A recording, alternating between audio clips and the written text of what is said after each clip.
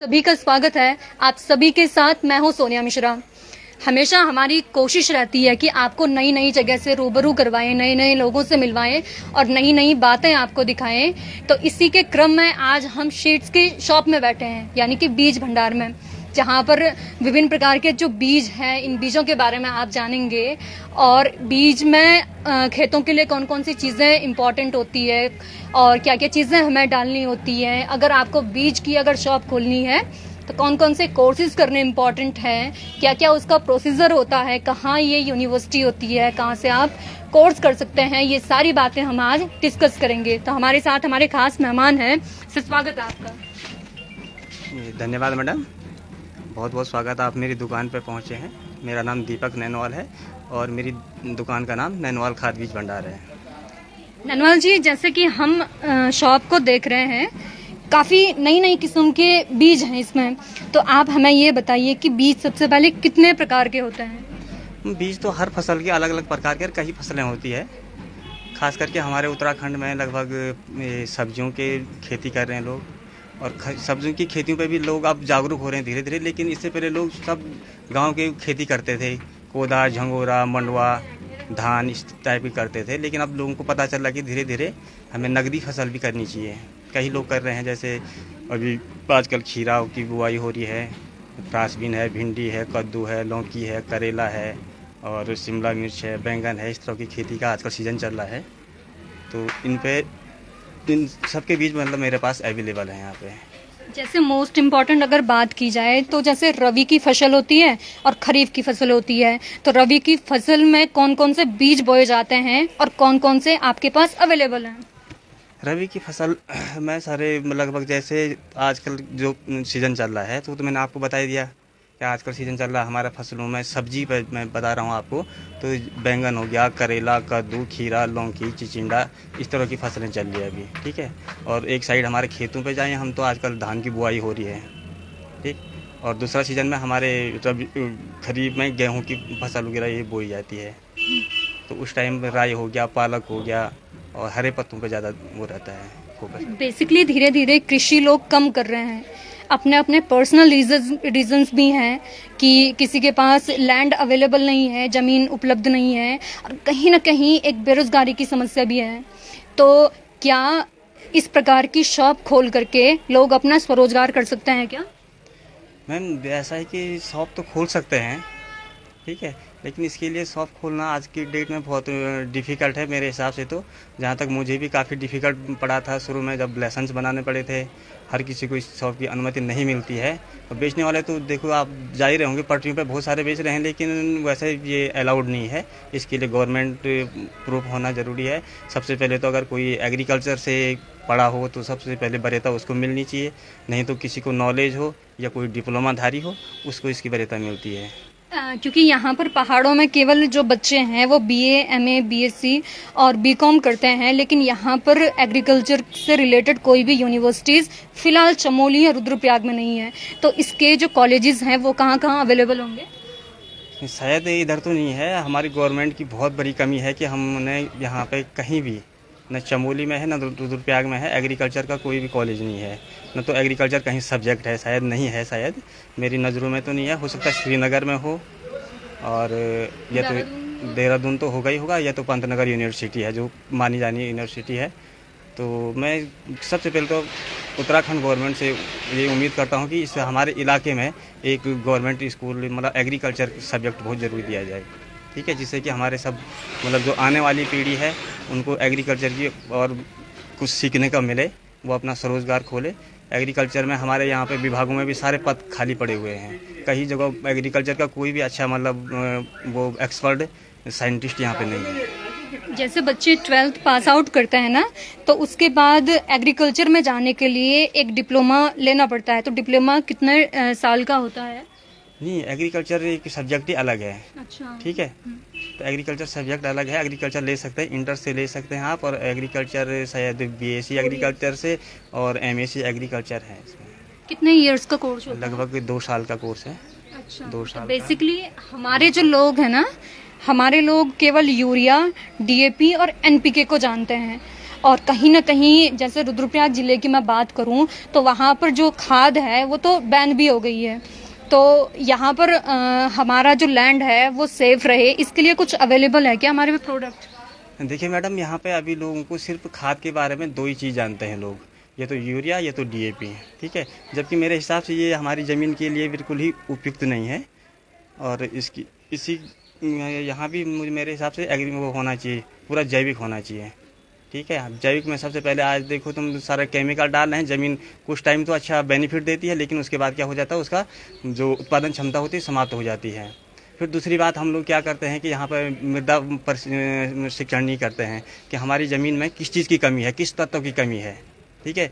इसके लिए हमें या तो एक हमारा शायद मिट्टी प्रशिक्षण केंद्र है ग्वालदम में खुला है, तो पहले हमें अपनी मिट्टी की जांच करानी चाहिए कि इसमें नाइट्रोजन की कमी है, फास्फोरस की कमी है या किस तत्व की कमी है, तो उस हिसाब से हम खाद डालें। मैं तो सबसे पहले कि यूरिया डीएपी डालने के लिए सबको मना करता हूँ कि न डालें। जैविक खाद अपना घर का गोबर है, गाय भैंस पालें, गोबर पैदा करें और वो मतलब गोबर को पर ज़्यादा ध्यान दें। जैसे ना बेसिकली देखा जाए तो हमारी जो लैंड है कहीं ना कहीं हमने पहले से ही उसमें जो खाद है, जो यूरिया है, डीएपी है, सीजनल वाइज डाला होता है।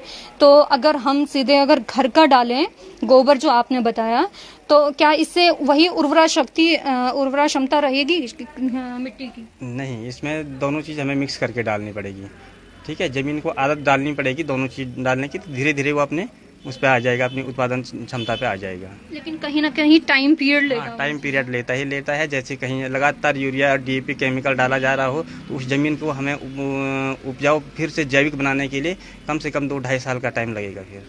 अच्छा, जैसे ना बेसिकली होता ये है कि जैसे गेहूं के वो धान कटाई करते हैं, गेहूं की कटाई करते हैं, उसके बाद जो चीड़ के पेड़ होते हैं तो उसके जो पत्ते होते हैं उनको आग लगा करके करते हैं लोग, क्योंकि वो मिट्टी के लिए या जमीन के लिए ठीक है।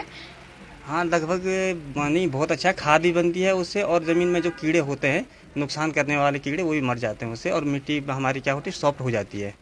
अच्छा, तो हम क्योंकि अभी टॉपिक पे आए हैं कि बीजों के बारे में, तो हम ये चाहेंगे कि जो कौन कौन से बीज आपके पास अवेलेबल हैं और कौन कौन सी क्वालिटीज़ के होते हैं। जैसे आप हमें अभी हाइब्रिड के बारे में बता रहे थे, नॉर्मल के बारे में बता रहे थे, क्या क्या चीज़ें हैं बीज में? बीज में तो काफ़ी लगभग नॉर्मल भी हैं बीज, लगभग मेरे हिसाब से तो 3 प्रकार के बीज आते हैं। एक बिल्कुल लो क्वालिटी के हैं, एक मीडियम के हैं, एक हाइब्रिड के बीज आते हैं, ठीक है। जैसे हाइब्रिड में मैं आपको खीरा दिखाता हूँ। अभी मेरे पास खीरा अवेलेबल है हाइब्रिड में, ये सीडवेज कंपनी का है, ठीक है। सरदार 108, तो बहुत ही अच्छा खीरा है, यहाँ पहाड़ पे बहुत अच्छा हो रहा है अभी, ठीक है। हाइब्रिड का पैकेट है, लगभग इस पैकेट की कॉस्ट है 300 रुपये। 10 ग्राम का पैकेट है 300 रुपये, और इतना ही 10 ग्राम का बीज लोकल में मिल जाएगा आपको, 20 रुपये का मिल जाएगा। जैसे लोग बोलते हैं ना कि जो मार्केट्स में मेले में, अभी हम भी मेले से आ रहे थे तो वहाँ रेडी जैसी लगी थी, मतलब कहीं पर भी, तो उन वाले बीजों में और आपके बीजों में क्या फ़र्क है? देखिए मैम, बीज उनका क्या होता है, सस्ता बीज उठाते हैं। सस्ते बीज में तो आपको पता है जो सस्ता होगा या क्वालिटी नहीं होगी, उसमें पुराना बीज भी हो सकता है, ठीक है। और उनमें क्या होता है कि बीज किलो के हिसाब से आते हैं, रैपर बने हुए थे, रैपर में पैक करके कैसा भी डाल दो, तो इस टाइप में बीज में और उसमें बहुत अंतर है। जैसे ना बोलता है कि कोई भी, हम भी इस सामान लेते हैं दुकान से, तो हम बोलते हैं कि कितने साल की गारंटी है, वारंटी है, या होगा कि नहीं होगा, एक डाउट रहता है सबके मन में। तो इस हाइब्रिड के बीज को यूज़ करके क्या ये गारंटी दे सकते हैं कि इसका अच्छा इफेक्ट मिलेगा? मैम, गारंटी बीजों की सिर्फ 6 महीने की होती है, और ज़्यादा से ज़्यादा अगर बीज, अगर पैकिंग बीज है, हवा ना लगी हो उसमें, तो साल भर तक बीज की जर्मिनेशन हो सकती है, ठीक है। और गवर्नमेंट भी हमें यही बोलती है कि बीज सिर्फ आपका 75% ही जर्मिनेशन होगा, ठीक है। 100% बीजों की कोई जर्मिनेशन की गारंटी नहीं दे सकता है। आपके पास और कौन कौन से बीज उपलब्ध हैं जो लोग खरीद सकते हैं आपकी शॉप से? मेरे पास आजकल फसलों के, सब्जियों के सारे बीज मिल जाएंगे आपको, दवाइयाँ मिल जाएगी, जैसे कीटनाशक अगर कीड़े लगते हैं तो उसकी दवाइयाँ मिल जाएगी, ठीक है। कीटनाशक में कौन सी दवाई होती है? कीटनाशक में कुछ भी, जैसे हो गया तुम्हारा ये क्या बोलते हैं इसको, ये क्लोरोफेरीपास हो गया, ठीक है, सबसे हल्का कीटनाशक है, और उसको डालें आप क्लोरोफेरीपास। और सेब भी है, ज़्यादा नुकसान, फसल को भी नुकसान नहीं करता है। और साइप्रोमाइसिन आता है, वो डालें आप। डेल्टा मेथासिन आता है, कई दवाइयाँ। और फंगीसाइड एक रोग लग जाता है, उसके लिए आप बावास्टिन डालें, थीरम डालें, इस टाइप की दवाइयाँ डालें। आपके पास कौन कौन सी अवेलेबल है? मेरे पास बावास्टिन मिल जाएगा, M45 मैंको जब बोलते हैं वो मिल जाएगा, कार्बनडाइजिम बाबास्टिन को बोलते हैं वो मिल जाएगा। बस इस टाइप की दवाइयाँ मिल जाएगी। ज़्यादातर दवाइयाँ यहाँ पर रखता नहीं हूँ क्योंकि यहाँ इतना यूज होता नहीं है, ठीक है। पहाड़ में लोग जानते भी कम हैं इसके बारे में, और बस इसी टाइप की दवाइयाँ हैं। थोड़ा बहुत कीड़े कूड़े मारने के, ज़्यादातर लोगों को यहाँ कीड़े मारने के लिए लोगों को नुआन मांगते हैं, लेकिन नुआन प्रतिबंधित हो चुका है अभी। जैसे हम गेहूं या धान काटते हैं ना, तो हम उसको स्टोर करने की कोशिश करते हैं, तो कुछ कीट पतंगे निकलनी स्टार्ट हो जाती हैं, तो उसका क्या सॉल्यूशन होगा?